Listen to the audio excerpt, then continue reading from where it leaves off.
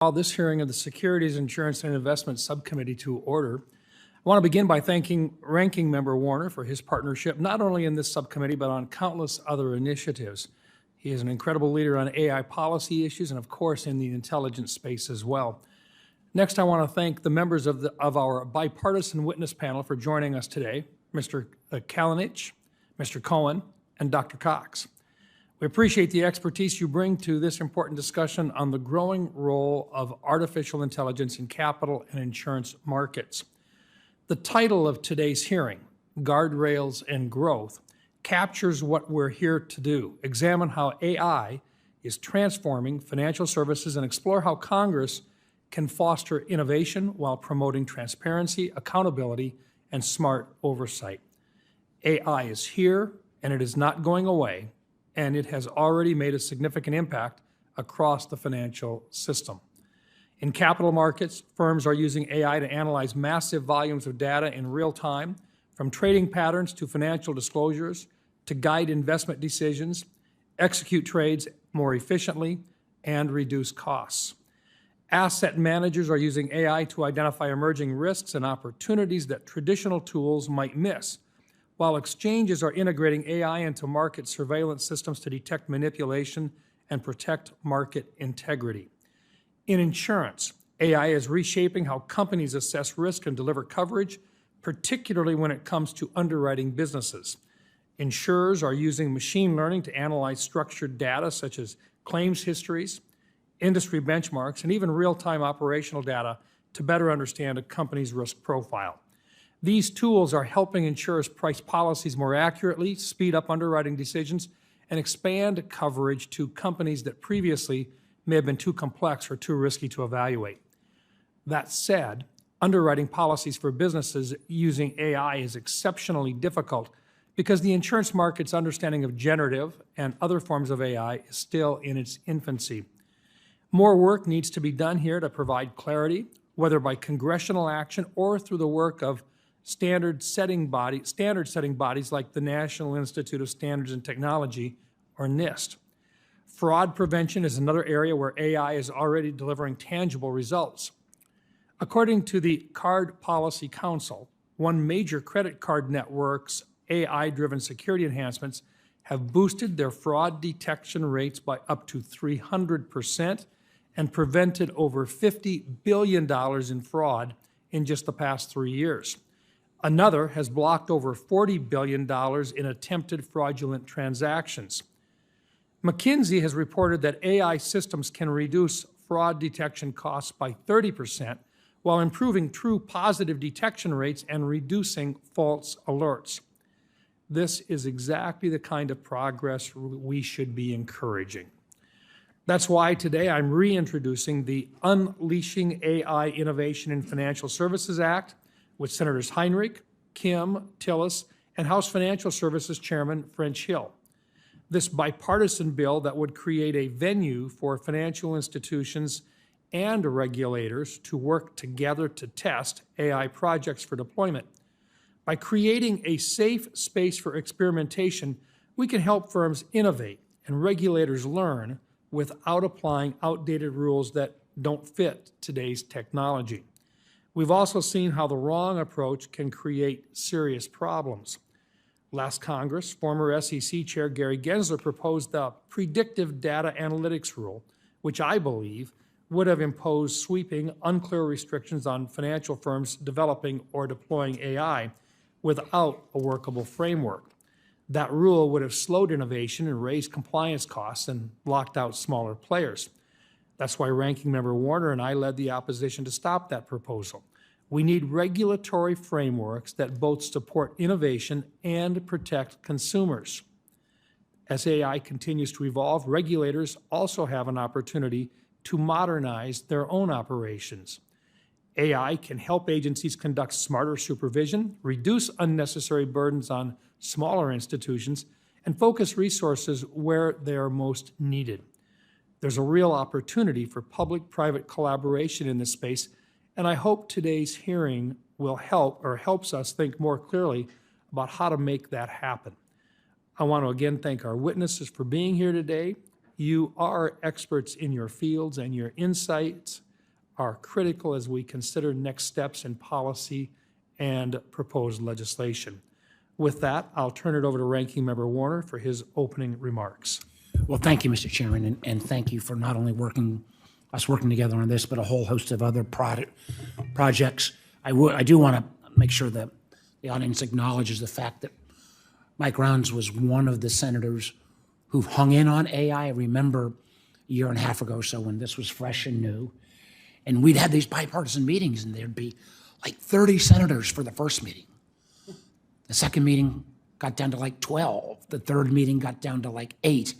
By the fourth or fifth meeting, because this is really hard stuff to get and understand, but Mike Rounds hung in through the whole process, and he is a great, great person. I say this to my colleagues, to partner with on a lot of projects. I also want to welcome the witnesses. I really do think your testimony is going to be critically important, as we all, at least in my feeling.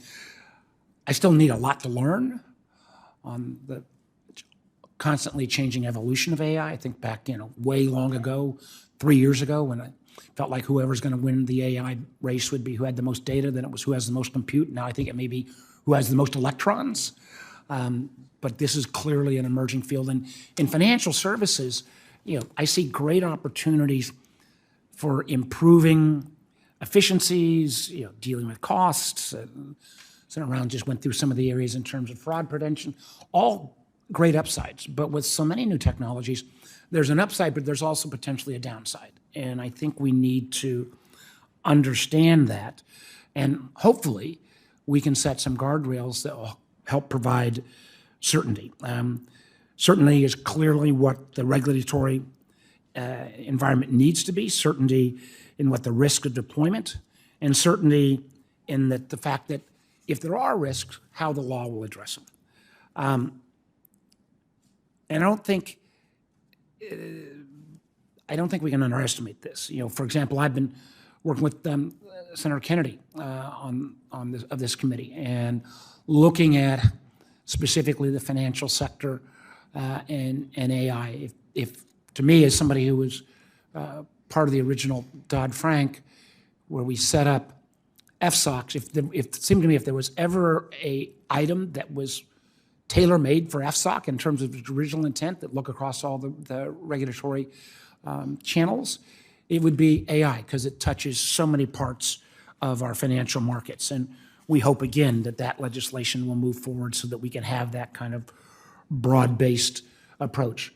We've also seen, I think, AI, Senator Rounds listed some of the positive aspects that we've seen on risk mitigation. But I've recently seen where I think AI can be used candidly in a very anti-consumer way. And that's what Delta Airlines is starting to do in terms of AI tools used for what I would call surveillance pricing. We all know there's surge pricing. Tickets for planes cost more around the holidays and cost more to go south in the winter than it does in the summer. That makes sense. But surveillance pricing, where Delta has basically enlisted an AI, Israeli AI firms where they have collected massive amounts of data. Do we really want a airline to know that if you've got a death in the family and you need to go to town or city X, or maybe not so dire consequences, if you've got Taylor Swift concert tickets in city Y and they know that, and they can individually price to collect a few extra dollars? And this is not an imaginary tool. They're talking about moving from 4% to 20% in their own market. Other airlines have started to see with the pushback. We're not going to do that, but they've predicted that you could increase profits for the airline industry $4.4 trillion. That's a lot of money based upon a surveillance pricing scheme that I think we at least ought to have more information about before we move forward. And finally, one of the things that Senator Rounds and I work a lot on in terms of competition with China. And China is not playing for second place in the race for AI. And one thing that I believe, and I think we see this in AI, is I think there was a presumption amongst many, and myself included maybe a couple years back, that China was good at potentially stealing technology, but they weren't that good at innovation. I think that's changed. I think China in too many domains is innovating close to the race, close to the level that we are taking in this country. And we desperately need, I think, AI policy. I think this subcommittee's work will be a start towards that, and I welcome the witnesses and again thank the chairman for holding the hearing. Thank you, Senator Warner. We'll now move to witness testimony. Your full written statements have been submitted to the record, so I would ask if you would try to keep your oral testimony to 5 minutes. Our first witness is Mr. Kevin Kalinich, who is an intangible assets global leader, whatever that is, at Aon. Mr. Kalinich, if you would please proceed. He looks like a pretty tangible guy. Yeah. Good morning, Chairman Rounds, Ranking Member Warner, and members of the subcommittee. My name is Kevin Kalinich. I serve as Intangible Assets Global Collaboration Leader at Aon. Thank you for the opportunity to testify today to share Aon's insights regarding the following 3 areas related to AI. 1, insurance is a financial mechanism that enables innovative technological growth. 2, AI perils are unprecedented, so we must customize balanced guardrails. 3, public-private AI collaboration will maximize AI growth. The insurance industry plays a pivotal role in enabling and shaping responsible AI adoption. Insurance does more than transfer risk. It incentivizes behavioral changes, imposes performance standards, and validates operational discipline. Insurance underwriting, combined with statutes, litigation precedent, contractual allocation of liability, and evolving standards such as the NIST AI Risk Management Framework, set thresholds for what is considered an acceptable risk. Where these guardrails are strong, underwriters are more willing to extend broader terms with better pricing. This creates a virtuous cycle. Good governance leads to better insurability, which in turn supports innovation and consumer protection. At Aon, we address these challenges using our proprietary cyber, property, casualty, and directors and officers risk analyzers to map the frequency and severity of AI-related events across sectors. Such tools help translate risk into measurable risk mitigation action. The estimated potential range of AI frequency and severity loss estimates varies materially. Jeffrey Hinton, the 2024 Physics Nobel Prize winner, quote, for foundational discoveries and inventions that enable machine learning with artificial neural networks, end quote, sees 2 main future possibilities for the relationship between humans and AI. Either AIs take over and humanity goes extinct, or humanity successfully learns to live with superintelligent AIs and greatly improves healthcare, the financial industry, productivity, standards of living, and reduces poverty. Many AI exposures are similar to existing perils, such as cyber and employment practices liability. So we can borrow from historical frequency and severity loss data to underwrite and encourage risk management best practices. However, static models lack sufficient historical loss data to underwrite some critical AI-related exposures with confidence, such as deepfakes under crime policies in the financial industry, hallucinations under E&O policies, autonomous robotic faults under casualty policies, and the potential for AI to be misused to enable chemical, biological, radiological, and nuclear threats. As a result, some insurance carriers are inserting AI-related exclusions or sublimits into base policies. To help close these gaps, insurers and brokers are creating new AI-specific policy endorsements based on AI-enabled Bayesian frequency and severity actuarial modeling. In fact, a few cutting-edge insurance carriers have created AI-specific insurance policies. A coordinated approach to regulation is needed, which combines thoughtful, state-based solutions with overall consistent predictability on a national level. For example, the National Association of Insurance Commissioners set forth the model bulletin on the use of artificial intelligence by insurers, which has been adopted by over half of the states. Since the McCarran-Ferguson Act delegates to the states primary responsibility for regulating the business of insurance, we suggest that the affirmative safety principles set forth in the model bulletin be part of the national framework, which insights I shared with the Federal Insurance Office at their AI advisory meeting at the end of 2024. Consistent with past administrations, America's AI Action Plan, released by the White House last week, highlights the benefits of comprehensive strategy to bolster the U.S. leadership in artificial intelligence. The plan recognizes the urgency to accelerate innovation, incentives to build AI infrastructure, and lead in international diplomacy and security, all while acknowledging the need to address potential risks and promote trustworthy AI. Each of these three pillars are promoted by Aon's recently launched Data Center Lifecycle Program, which helps clients manage risk and deliver cloud and AI infrastructure faster. Legislation like that mentioned today by Senator Rounds address potential risks and promote trustworthy AI, and could help build the right architecture for safe AI deployment. For Aon and our clients, we welcome public policy that will ensure that liability frameworks are clear, that insurance markets remain viable, and that AI developers and end users alike can act with confidence. Let's work together to ensure AI becomes not just a technological breakthrough, but a force for good, guided by insight, trust, and shared responsibility. Thank you again for the opportunity to share Aon's perspective. I look forward to addressing your questions. Thank you, Mr. Kalinich. Next will be Mr. Tal Cohen. Mr. Cohen is the president of NASDAQ. Mr. Cohen, please proceed. Thank you, Chairman Rounds and Ranking Member Warner. I appreciate the opportunity to testify on NASDAQ's responsible use of AI. Technology has always been an integral part of NASDAQ's ethos. Since our founding as the world's first electronic exchange over 50 years ago, we continue to provide clients with innovative solutions to help them navigate the complexity of the financial system and solve their toughest operational challenges. In addition to our listing and trading services, today we build leading indexes, provide mission-critical technologies that enable more than 135 markets around the world, empower financial institutions with market-leading regulatory compliance technology, and enable banks of all sizes to prevent financial crime. We're also the first highly regulated exchange operator to move markets to the cloud, and the first to offer an SEC-approved AI order type.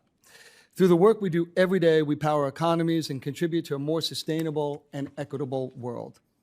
Our solutions are focused on supporting clients across three key pillars, which are core to our long-term mission. They are enhancing liquidity, cultivating transparency, and strengthening integrity. As a leading global technology provider and an operator of exchanges in the US, Canada, and Europe, we understand the power of innovation to solve society's toughest challenges, as well as the importance of sound regulation to ensure we create and protect a system that works for all of us. We recognize that emerging and new technologies introduce both benefits and challenges. The rapid expansion of AI in financial services illustrates the need to balance technological progress and thoughtful regulation. AI-powered tools are already revolutionizing fraud detection, code development, and importantly, the customer experience. By helping institutions process massive volumes of data to detect patterns and relationships that were previously just noise. However, these advancements can also introduce risks, and we acknowledge that. At NASDAQ, we're focused on the long-term implications of these technologies to ensure we embrace the potential of innovation in a responsible manner.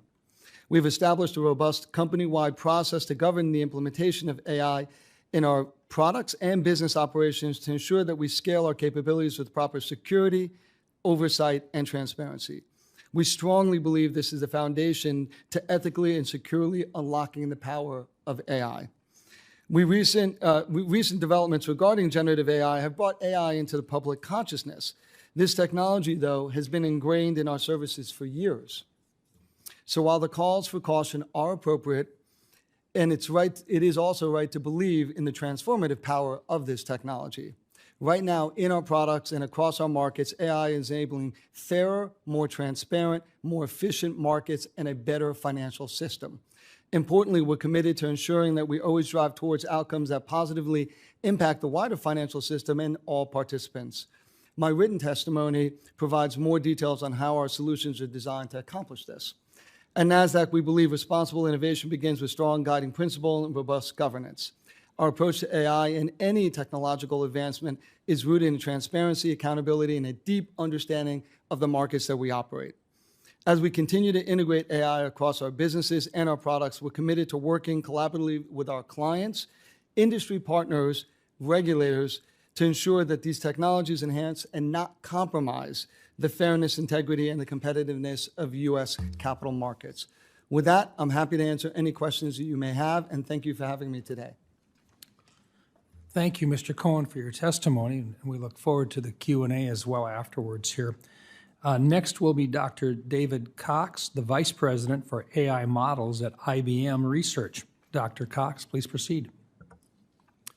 Chairman Rounds, Ranking Member Warner, and distinguished members of the subcommittee, thank you for the opportunity to appear today before you. My name is David Cox, and I serve as the Vice President for Artificial Intelligence Models at IBM Research, and I'm the IBM Director of the MIT IBM Watson AI Lab. At IBM, we believe that AI represents a generational opportunity, one in which the benefits massively outweigh the risks, including in the financial services sector. From automating routine processes and enhancing compliance to powering customer service and investment research, AI can unlock untapped productivity, increase resilience, and deliver meaningful value to customers. But as we capitalize on these advances, it is imperative that we proceed thoughtfully with guardrails in place to manage risk, enhance transparency, and promote trust. As with any new technology, there are risks and concerns we must address and keep in mind as we harness technology's power. For example, there's a growing concern about the level of transparency in how a given large language model was created. LLMs require enormous quantities of training data, and few LLM builders are fully forthcoming about the data used to train their models. This lack of transparency can pose problems for any enterprise, but especially in regulated industries. Many leaders in the financial services sector with whom I've spoken have expressed a legitimate desire to know what data went into the models that they're using to build and deploy their solutions. But one of the biggest risks in the industry is that we won't deploy AI fast enough to gain early adoption benefits, both for the economy and for consumers. In order to help expedite AI adoption, responsible AI governance is key. As the financial industry knows better than most, trust takes years to build and seconds to lose. In regulated environments, firms must understand exactly what data underpins their models and be able to audit those systems over time. That's why IBM's enterprise AI efforts are grounded in three principles: open, trusted, and secure. We strongly believe in the value of open source AI. It enhances security, trust, and collaboration through transparency, enables smaller firms and research organizations to compete without prohibitive upfront capital costs, and it expands the pipeline of future talent that our country will undoubtedly need to ensure that we remain competitive in the global ongoing AI race. A healthy, competitive AI market ecosystem requires open source AI to ensure America's AI future is controlled by the many, not only a select few. Transparency is a cornerstone of trust. The institutions that use models should know what's in them, especially in industries that deal with sensitive information. When it comes to security, organizations should apply a risk-based approach to secure the data, the model's usage, and the infrastructure on which the AI models are being built and run. To promote an environment that appropriately balances the value of innovation against the needs for reasonable guardrails, policymakers should prioritize three things. First, support of open AI ecosystems. Encourage open source contributions and academic industry government collaborations. These partnerships drive safety, transparency, and innovation, just as they did in the internet's rise. Second, use case-based risk frameworks. Regulate the application of AI, not just the technology. An AI model used to auto-summarize SEC filings should be governed differently than one used for autonomous financial trading. And third, transparency requirements. Enterprises should be able to apply best practices to answer what data was used to train this model. What decisions did it influence? What safeguards were in place? Generative AI is here. The question is not whether we use it, but how.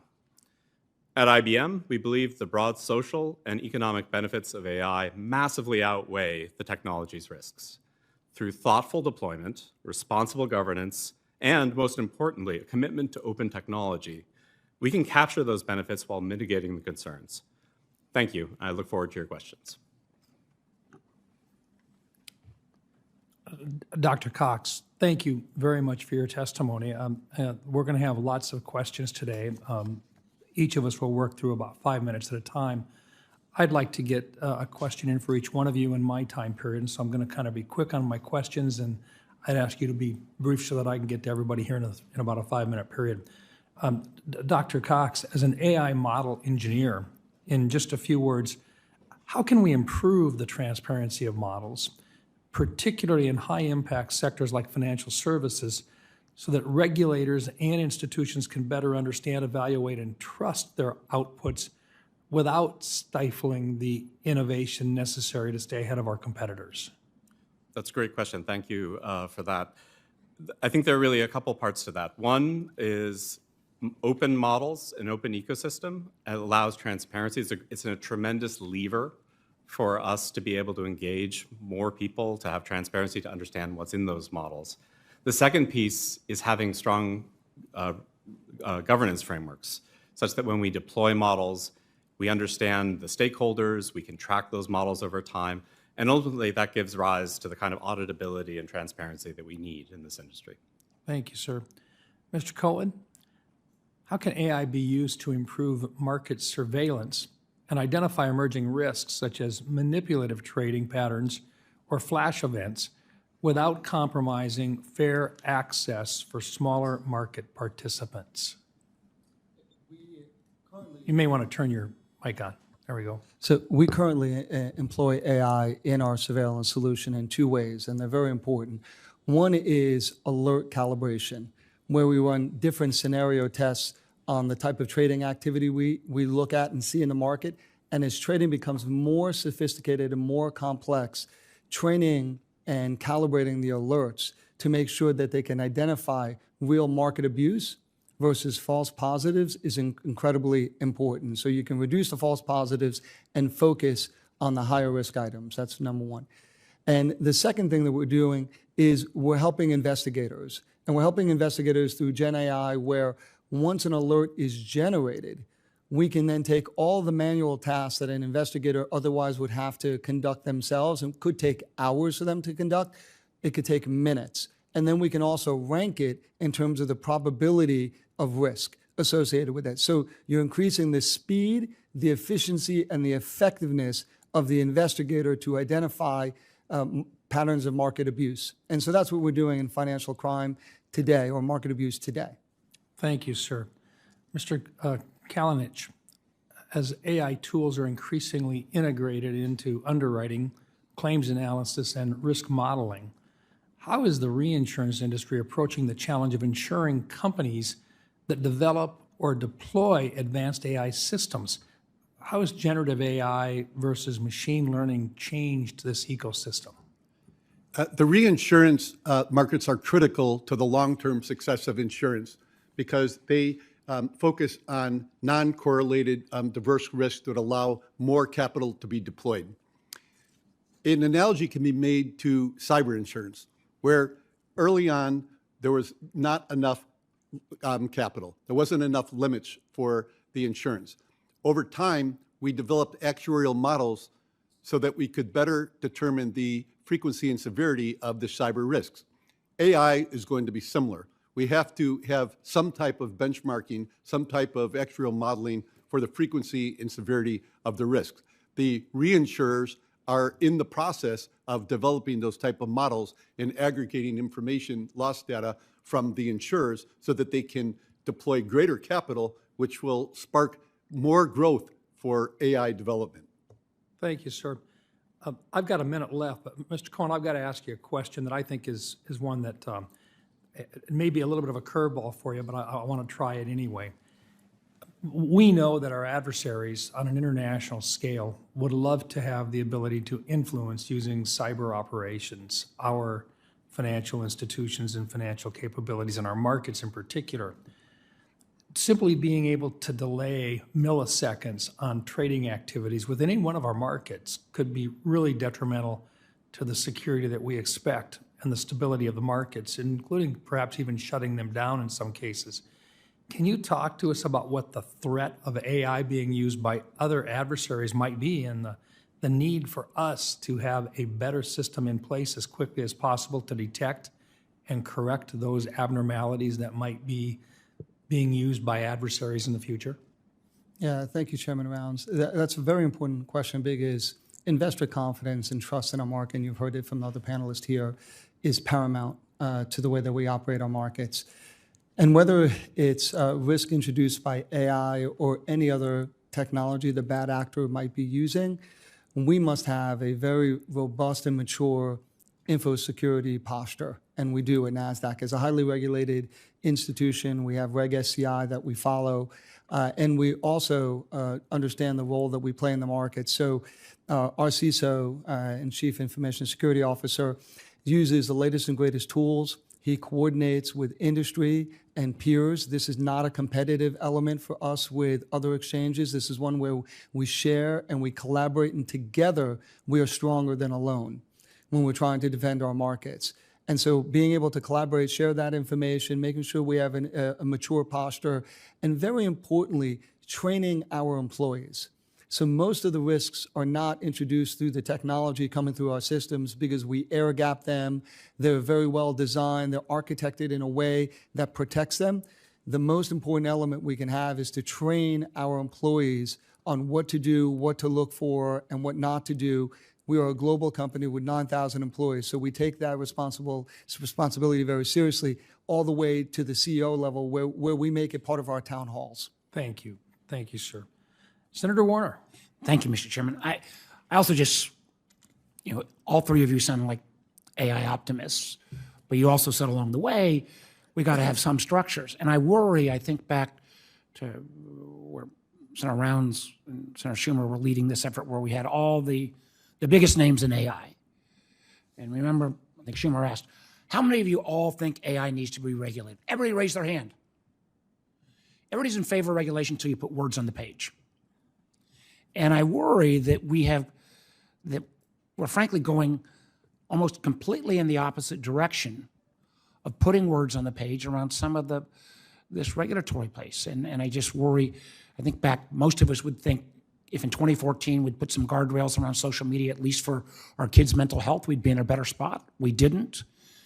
And social media is tiny compared to the potential that AI has. So I think I'll pick up where Senator Rounds left off. Mr. Cohen, I spent a lot of time on cybersecurity and the ability for a domestic, or Senator Rounds said, foreign entity to inject malicious cyberware in the training of the AI models could be hugely problematic. Talk about what, and you just said, you're stronger with a group than individually, what NASDAQ is doing and what kind of public-private entity that maybe governs all the exchanges are looking at trying to set those cyber standards so that kind of injection into the model doesn't take place. Thank you, Senator Warner, for that question. Maybe I'll start with part two of your question, which is the public-private partnership. We believe the collective intelligence is incredibly important to solving these problems and solving them in a timely manner. And the example that I would give in the way that we're looking at it and we're trying to conduct it for financial crime, for fraud, which is a real drain on our economic system, is we have a solution by the name of Verifin. We make sure that we have a consortium of data that allows us to detect and identify patterns of financial crime that no single institution on their own would be able to identify, because we're looking at 650 million counterparties through a consortium of data in the cloud in a way that allows us to reduce false positives, but also identify. But is there an organization that's doing that?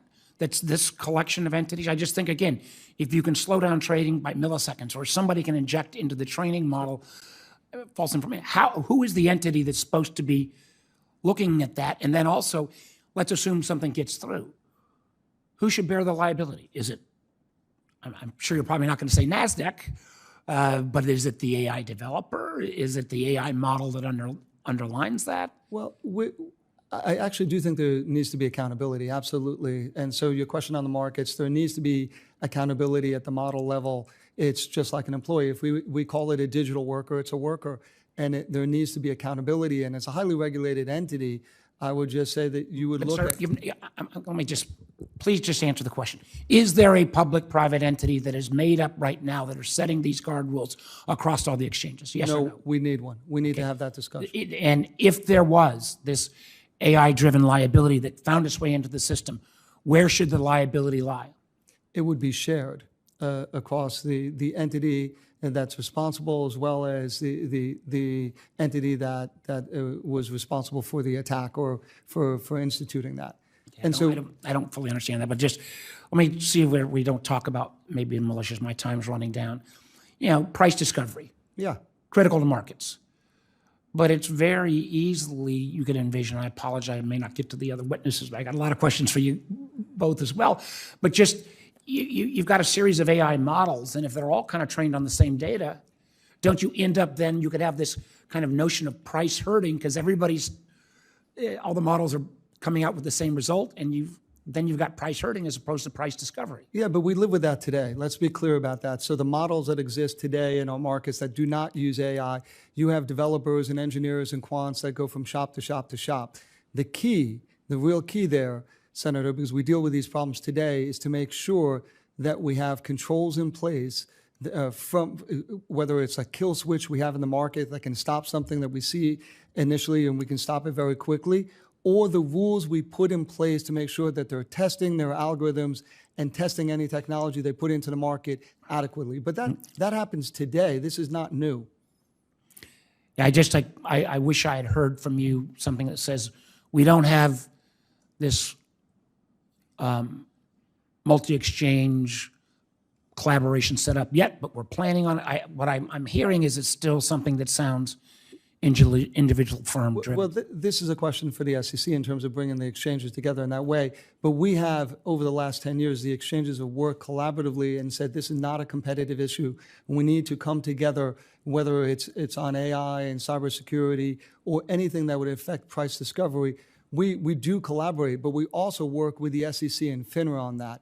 SEC and FINRA, part of their obligation is to bring us together and make sure that we can do that. My time's expired. I just want to get one last question. Just, is AI a difference in kind, or is it just, are you saying it's simply a continuation of existing technology growth?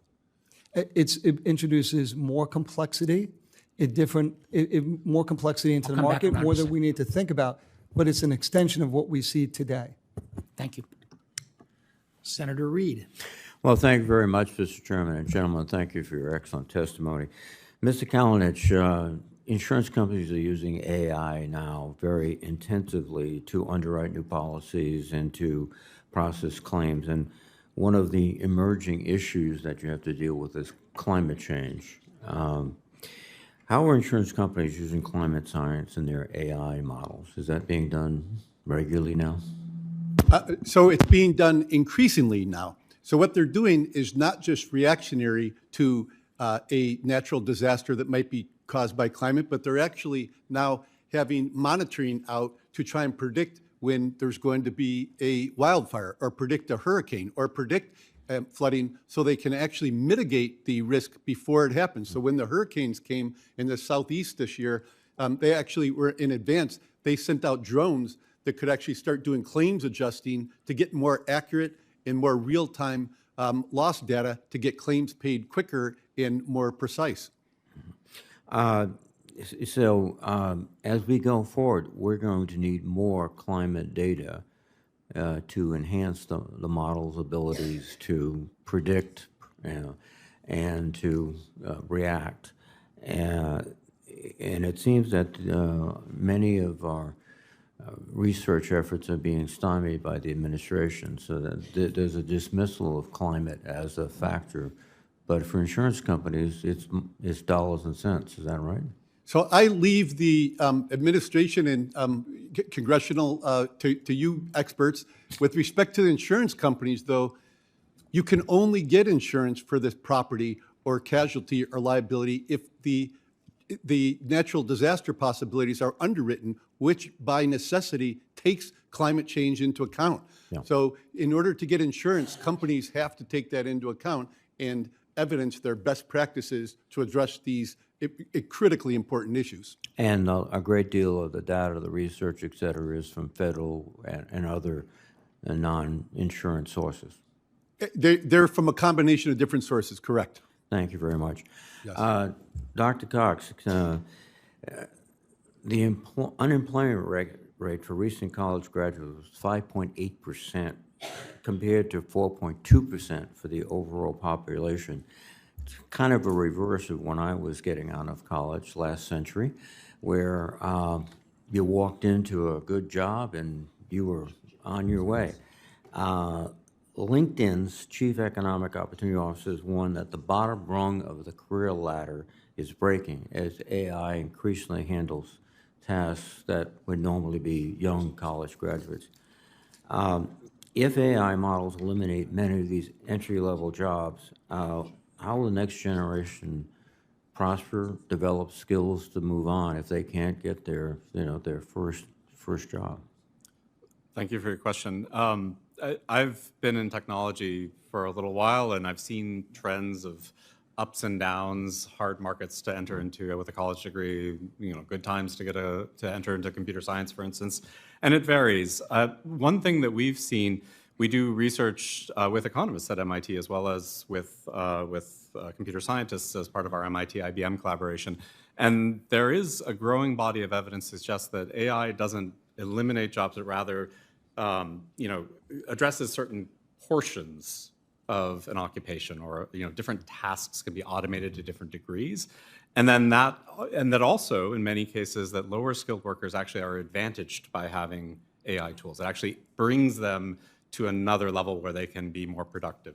So I think it'll take certainly time. There'll be change in labor markets. I think we're all learning and studying this, but I think the potential is certainly for us to do more and not to replace people, but to augment them, to make them even more effective and productive. Well, I think that's the aspiration we all should have, but I think we have to begin federal, state level to change our educational structure to prepare people for a world in which you won't be hired as an actuary because machines do that.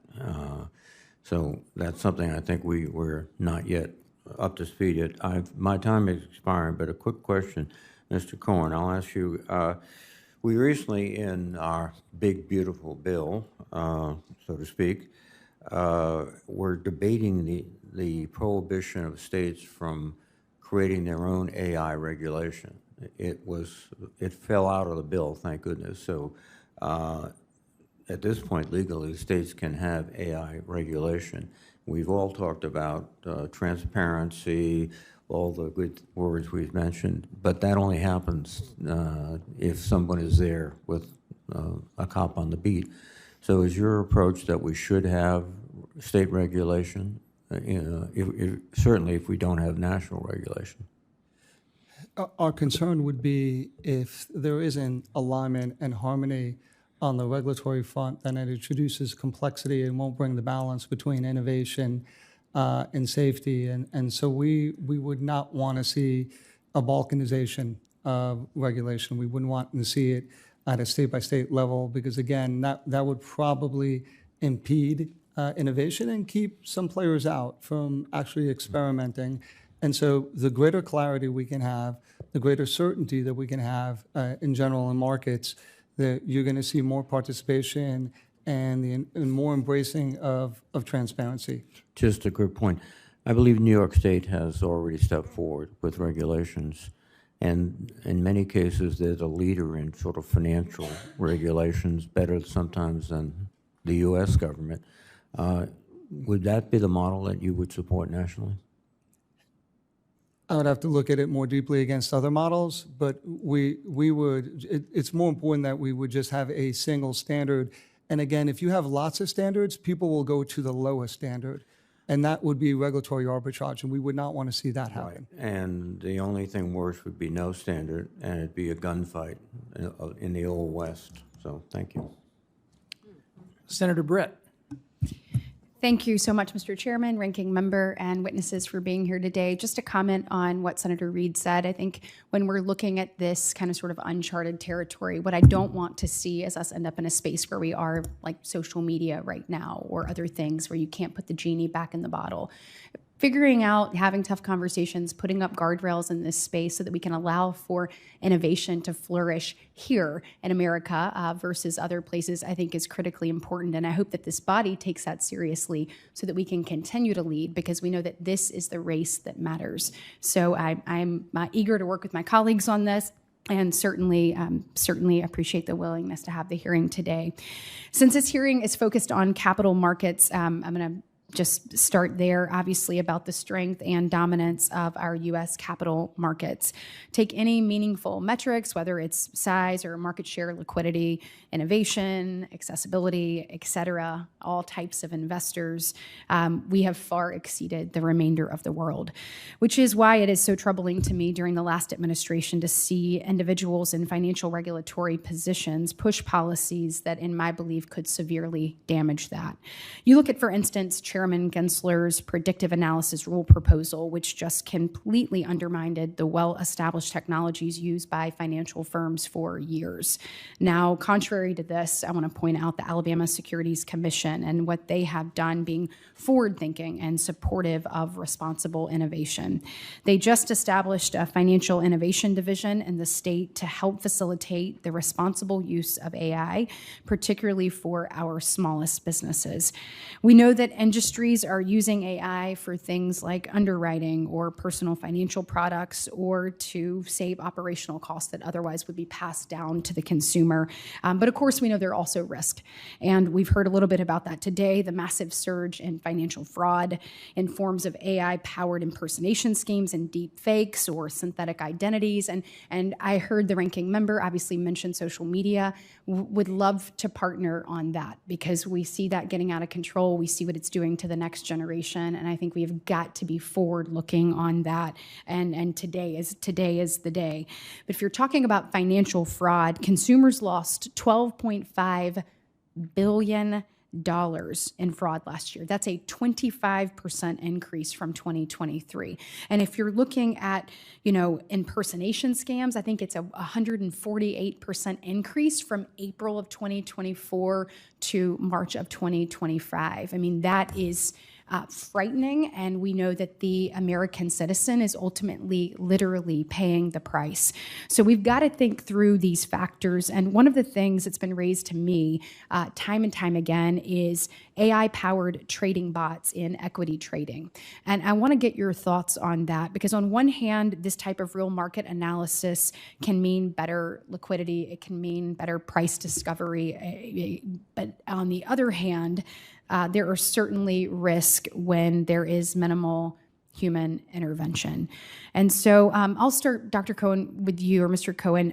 Perhaps you can speak to that. I'm curious of how these AI-generated tools can facilitate trading and execution while preserving the incredible integrity of our markets. Thank you for your question, Senator. And I think it builds on Senator Warren's question. And there's a few things to note there. One is the firms themselves, are they regulated or not? We have to ask ourselves that question. If they're not regulated firms, then they're accessing our markets through regulated firms. And those regulated firms have to have proper controls in place. There are market access rules that exist today that we probably need to build on and make sure that we're taking into consideration any additional risks posed by AI. If the firm itself is registered, then it has accountability for testing any algorithms they put into the market, testing any of the models that they would then present into the market for trading. Because as you may recall, in 2012, we had the Knight Capital incident where they had an algorithm that went rogue. And as a result of that, there was a lot of rules that were put in place into the markets. One was on the broker-dealer side, two was on the market access side more generally, and three, on the exchange side, they asked us to put tools in place to mitigate any of the risks that would appear in the market. And maybe, again, to the broader question, we then collaborate with other markets and harmonize to make sure that our rule sets are clear about how we're going to handle that situation. And the last thing we want to see is a tsunami come through the market where there's a deconstruction of demand or deconstruction of supply, and not know how to handle that, not only at our market, but more broadly across the entire market. So there's been work over the last 10 years plus to ensure that we're putting rules in place. We're going to have to revisit them to make sure that, belts and braces are there for any new, if you will, new innovation or new risks that will be posed by, if you will, agentic AI, and especially models that are hard to reproduce the issue. So if you can't reproduce the issue quickly, you can't fix the issue. So those are the kinds of things we're going to be thinking about. And Mr. Chairman, I'm out of time, but I have some questions for everyone. I'll submit those for the record. Thank you. Very good, thank you. Senator Cortez Masto. Thank you, Mr. Chairman, and thank you to the ranking member for this hearing today. It's such an important, thank you, all three of you, for attending. Mr. Kalinich, let me start with you. I was interested in the conversation you were having with Senator Reid on the extreme weather events and the impact of insurance that we're seeing. Listen, I'm from Nevada in the West. We're seeing wildfire risk. You talked a little bit about that. I'm interested in how you think the AI, third-party AI systems, or AI in general, can help us bring some predictability and certainty around this extreme weather. Let's take wildfire risk to address what we are seeing is the high cost now for insurance. Do you think that AI has the ability, if we are incorporated into this analysis, to lower costs for homeowners and bring some sort of affordability for the insurance they need now due to extreme weather risk? So the way the insurance industry works is it is intended to have adequate capital for catastrophic events. So the wildfires, for instance, in Los Angeles, that's not putting the insurance companies out of business. The issue with insurance companies is the concern about two things: systemic, aggregated, correlated risks, particularly with respect to like wildfires, and second, the unknown unknowns. So the wildfires are not unknown unknowns. So it's in the first category. And what artificial intelligence is doing now is looking for patterns, looking for what caused a particular wildfire. What could we do to prevent it in advance instead of just paying insurance? Are the things that we can do to invest in insurance and areas to prevent the wildfires and then identify the wildfires? That's what artificial intelligence is focusing on, to aggregate that information to have a lower total cost of risk. The result of that is that consumers then could pay a lower cost of risk if they can show that they have satisfied those minimum criteria, Right. that we have fire hydrants within a certain Well, let me just say, because that's what we're looking at right now. How does a homeowner show that they're mitigating that risk now, right? Right. And so and my hope is that as we are dealing with these wildfires, we are focused on mitigating that risk, preventing these wildfires, and ensuring that we're doing everything we can to reduce the fuels, right, around a home, or we're creating fire breaks. We're doing everything we can to protect the structure, and a homeowner invests in that, then that is a mitigation that helps them lower their insurance costs. I'm hoping that is taken into consideration. We're trying to take that under consideration, combined with also the utilities too, because utilities are a huge part right. to have to prevent that. But the homeowner should get the benefit of that when we implement those best practices. Yes. Okay, thank you. Dr. Cox, let me talk to you about my concern, and you address this. Some of the bias, some of the hallucinations. I'm more interested in how we know what's going to happen. How do we, say for instance, put in place an auditing system to audit and catch that bias? Or how do we put controls in place to identify when a hallucination occurs? Those are the things that I think, as we look at guardrails or regulatory oversight, whatever you want to call it, to protect the data, I would ask your suggestions on that, something that we need to be thinking about in Congress.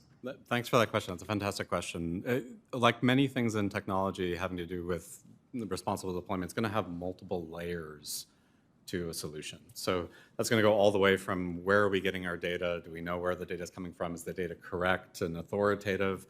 To how do we develop agents? I think that it's a relatively new area of computing and engineering where we build agents that can interact, talk with each other, use tools, interact with software. And then there's a piece around governance tooling, like how do you actually track what's happening? Would you have a hope of being able to figure out what went wrong and retrace your steps? And then there's a lot of that's human processes.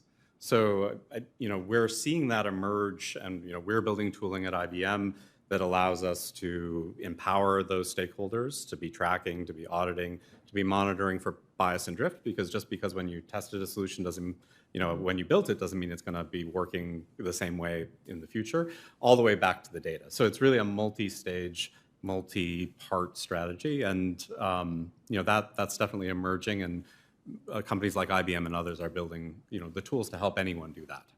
So in other words, you are building the tools that will allow other companies, other markets, whatever you want to call it, other industries to be able to incorporate those auditing tools, those control measures to ensure when they are utilizing an AI system that they're trying to guard against the bias or hallucinations or any other types of activity that are not going to really have an impact on the truth of that data and the outcomes that they are seeking. Is that correct? That's correct. And there's two important things that you said. One is, you said systems, it's not just the model, it's Right. the whole software around the model. And then the other point there is that companies don't have to reinvent this and do this on their own. They can have trusted technology partners that help them achieve that. Thank you. Thank you, Mr. Chairman. Thank you, Senator Cortez Masto. Senator Blunt Rochester. Thank you, Mr. Chairman, and thank you also to our witnesses for attending today's hearing. Dr. Cox, I'd like to start with you. First, I would love to follow up afterwards on the conversation with Senator Reid regarding the elimination of jobs and any kind of research that you have or know of. You mentioned specifically lower skilled workers becoming more productive, but not those jobs being eliminated. So as former Secretary of Labor of Delaware and focused on jobs, I'd really love to follow up with you later on that. But for my questioning today, AI, we know, can spot unusual trading faster and help catch problems sooner. This can make capital markets safer and more transparent, especially if the firms can prove that these problems really did happen with good records. For example, AI can look at suspicious trade patterns and alert regulators to investigate for potential market manipulation attempts. What concrete metrics should policymakers prioritize to validate that AI improves market oversight and stability? That's a great question. This is going to have to, evaluation, I think, in general, is one of the most interesting and difficult parts of AI. The top level capabilities are very exciting, but the question of how do we measure things is really something that's arguably the most important part of all of this. And I think that's going to have to happen industry by industry, and it's going to have to happen with the partnership between public and private and different stakeholders to be able to define what ultimately, how you're going to measure that progress. And in business, we do this all the time. We're measuring KPIs of our success. It's an art, and I think it's something that we all have to do together. So, to dig a little deeper, like what records maybe should firms keep so that the regulators can replay what happened? And I'll open these two questions up for the panel. Thank you for the question, Senator. So there's two things I think about in terms of your question. One is we measure a lot of the outputs of these models. We should be focused also on the inputs. And so understanding the inputs into the models requires, was there good documentation? Did you have a handle on the data that fed the model? Mm-hmm. Who trained the model? Mm-hmm. All of those things should be what we have available anytime we put a model in place that we think is going to drive productivity, efficiency, or effectiveness. Because right now we are all focused on the output and trying to measure the output. And as you said, it's a little bit of an art because it doesn't necessarily translate, a KPI doesn't necessarily translate into your balance sheet, your income statement very neatly today because people are still exploring, understanding it. So the other part of it is I think about surveillance and fraud. I think we would continue to use the KPIs that we look at today. So for example, for our fraud solution, we focus on operational efficiency and operational effectiveness. Operational efficiency is false positives. Is the model allowing us to reduce false positives? And if it does that, it allows the institution to redeploy that capital in a more effective way. On the other side of it, is it more operationally effective at identifying instances of fraud or market abuse? And we've just talked about this before. As good as we will become with our own AI modeling, and that will be the extra layer of defense. So AI will be a fourth layer of defense for us in that regard. But that's where that public-private partnership is so important, because it comes down to the data. How much data do we have to measure what we're looking at? And do we have enough data to identify it across the entire financial system? You know, one of the concerns I have is for those who are smaller companies or first-time investors, you know, we know that this could maybe lower the cost and be an equalizer. It can tailor the needs to them. And we're talking about outcomes. We know we should measure this with outcomes and not promises. Mr. Cohen, which results should we track to show AI is truly widening access? And if you had to publish one metric each year, what would it be? So at NASDAQ, we don't serve the retail community. We're not a consumer-facing company in that regard. But the metric we look at is very simple for us in terms of the market. It's the quality of the markets. And we look at the quality of markets in two ways. One is, is the bid-ask spread for these companies what it should be? So is the quote quality for all of the listed companies on NASDAQ tight and available and liquid so investors can get the best experience, number one.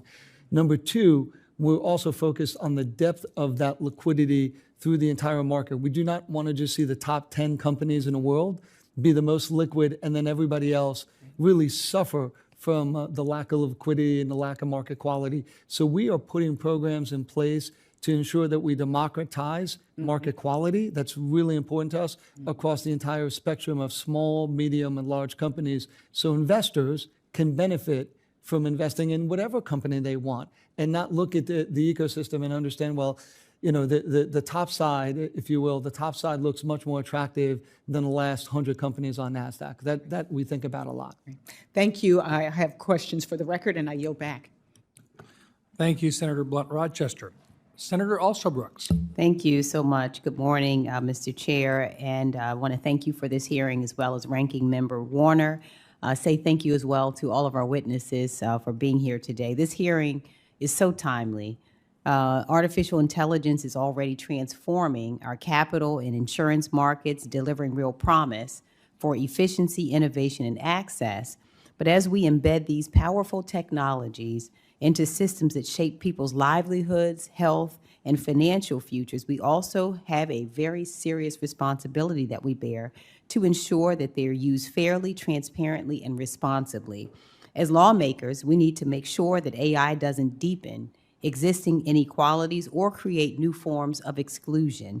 And that means asking tough questions about accountability, bias, data governance, and who gets left behind. So today I have just, my first question is for Mr. Cohen. I want to just tell you we're really grateful to have NASDAQ and to have its presence in Maryland and for its importance to the American financial system. And I understand that you believe there's great promise in embedding AI into NASDAQ stock trading businesses. And I'm all for utilizing AI to its potential, but we of course also need to balance innovation with risk, especially when it comes to our financial system. So my first question is, how do you believe that AI will benefit NASDAQ and its everyday shareholders? And then ask you how you balance those benefits to NASDAQ and the stockholders with possible risks to the financial systems. Thank you for your question, Senator. So when we think about AI, we think about them in two broad categories: in our products and then on our business. That's how we think about AI. And with respect to on our business, we're looking for productivity, efficiency gains. We're looking to upskill our employees and make sure that they have the greatest teammates they can with respect to AI. When we think about our products, and this is what we already have AI embedded in many of our products: surveillance products that prevent market abuse, our fraud products that prevent financial crime, and our regulatory reporting products that ensure that companies can report with confidence around their obligations. So we do quite a bit with AI on both sides of the house. In terms of the way that we look at it internally, we want to make sure that we have the following things in place to ensure that our shareholders and our customers are benefiting from it. We want to make sure we have great governance, which is a lubricant for innovation. If you have good governance and involvement from your chief risk officer all the way through your CEO, you have policies in place, you are training your employees, and you're following and leveraging rules and policies that others will. So there's a greater, if you will, alignment and harmony between the way that we look at NIST and apply NIST across the financial system. That's really, really important. And then to your other question in terms of the way that we look to employ it in our markets, and I give you a little bit of a feel, I'll give you one example. We have deployed order types into our markets that are AI enabled and were approved by the SEC. The reason we did that was in part to democratize access to certain types of functionality that would improve investor performance that only firms that had the ability to spend on the R&D could do previously. So by democratizing it, smaller broker-dealers, retail broker-dealers were able to use this order type to benefit their investors in a way they probably would not have been able to because they couldn't have afforded the R&D that we put into it as NASDAQ. And so we put it out as a marketplace. The SEC approved it. It was the first of its kind, and we have aspirations to do more of that. So that's a great example of us democratizing access and improving performance for the broader market. Thank you so much. I have just one other question to see the time is tolling that any of our witnesses can answer. As we consider federal frameworks for AI in the financial sector, we have to be clear-eyed about who benefits, who bears the risk, and how bias quietly but powerfully shapes outcomes. So for communities already facing barriers to financial security, AI can either close gaps or widen them. So the question is, how should policymakers think about transparency and accountability when AI tools are used in decisions like credit scoring, loan eligibility, or fraud detection? Maybe I could say one thing. There's a 1979 IBM training manual that has a quote in it. A computer can't be held accountable, and therefore it should never be allowed to make a management decision.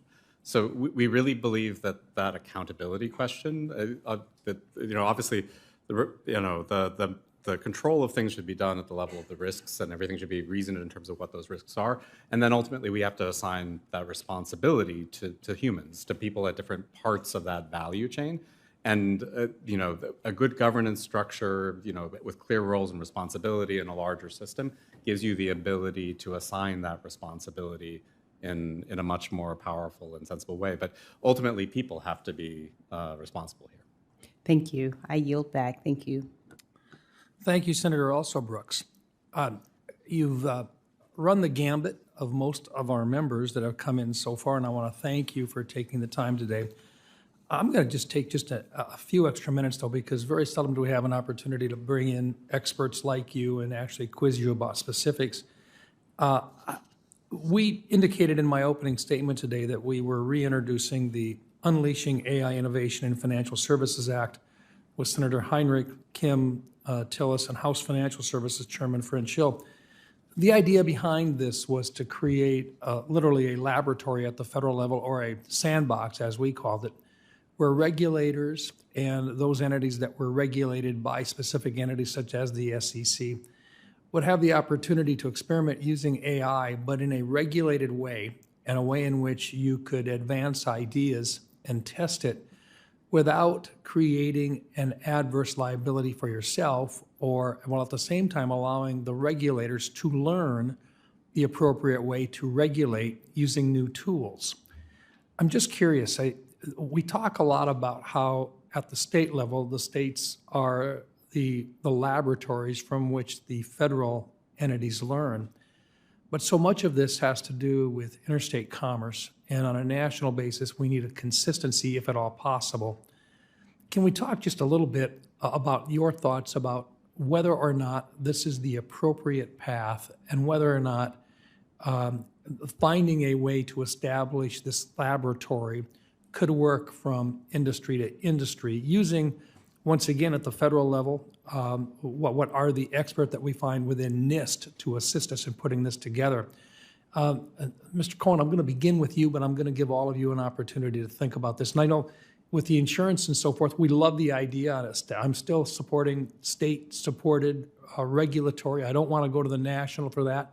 But I think to have a tool available at the national level to help the states would also be perhaps beneficial through the National Association of Insurance Commissioners and so forth. So, but Mr. Cohen, could you just briefly give us your thoughts about that concept? Yeah, so we would be supportive of it, Chairman Rounds, and we think it's probably a critical element of the private-public partnership that we've been talking about here today. And there are three, if you will, guiding principles that we should have with the sandbox, and we should understand the following. What is the design? What is the goal? What are you designing for? Two, it should be temporary. You shouldn't run it as a pilot that then becomes a production level sandbox. And three, it should be very controlled and well understood. And if we do that, then we can create a sandbox that will achieve its purpose, because otherwise we're going to run the risk, and we've seen this before, of folks using it to circumvent rules. So if I want to introduce a new product and I want to get it through somehow, I'm going to look at that sandbox and say, is this a way for me to potentially circumvent the process that I would need to go through to get a product approved into market? We have to be careful that we do not allow for that. So the design, the control, and making sure that it's temporary is really, really important as we develop these sandboxes that we are supportive of. Thank you. Mr. Cox. So I think I'm not going to comment necessarily on the sandbox per se, but I think the notion of having spaces where we can bring together financial institutions from all parts of the United States together with regulators is incredibly important, and also to have the ability to field and test new solutions. That is a critical aspect of any deployment of technology, especially a new technology. One of the things that we do with our IBM Cloud business is we bring together financial institutions who are customers together with regulators, and we have actually deployed new technologies experimentally amongst them, where they come together, try things out, bring their experience. We've brought in MIT, academic institutions and that. I think those spaces are incredibly important for exploring first before you do something at larger scale. Thank you. Mr. Klinich? So Texas just passed a Artificial Intelligence Act that goes into effect January 1st, 2026, and it takes into account some of the issues that you've raised, and some of them are hopefully in your new bill that we're anxious to review, and those include some thresholds that if you meet in the sandbox of Texas in the safe environment to evaluate the artificial intelligence threats, have you already satisfied the NIST AI framework standards? Have you already satisfied this? And it gives a presumption under the Texas law. So I'd encourage the federal law to, if it adopts the same kind of affirmative safety principles of the state one, it can be a model for all states to follow and get a much more consistent review of our artificial intelligence threats. Very good. I want to thank you all. I want to thank my colleagues who have attended today. I'd like to thank my ranking member, Senator Warner, and his team for working with us to put this hearing together. I also want to thank our witnesses for their amazing and very, very adept expertise and statements today. I hope these conversations can continue in the weeks following this hearing as members use your comments today to inform their future policy actions. For senators who wish to submit questions for the hearing record, those questions are due a week from today on Wednesday, August 6th. Our witnesses have and will take about 45 days from that to submit any responses that you would care to for questions to the record that would be submitted. Again, I want to thank all of our participants who have been here today. And with that, this subcommittee hearing is adjourned. Thank you.